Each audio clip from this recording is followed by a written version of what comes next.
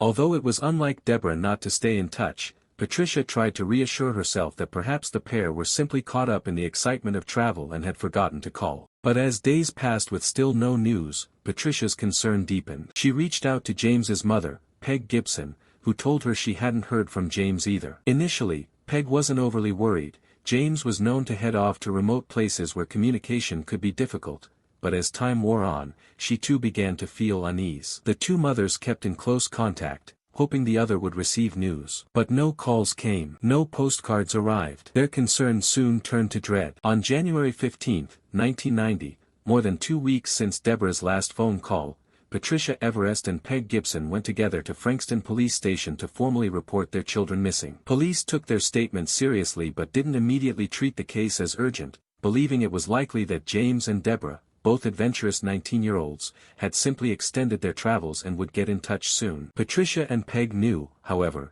that this behavior was deeply out of character for their children. They clung to the hope that James and Deborah would return in time for an important upcoming family event, James's sister's wedding. James and his sister were close, and his family was certain he would never willingly miss such a milestone. But as the big day approached, their hopes began to fade. January 21st came and went with still no word from James or Deborah. By then, their families had no doubt, something was terribly wrong.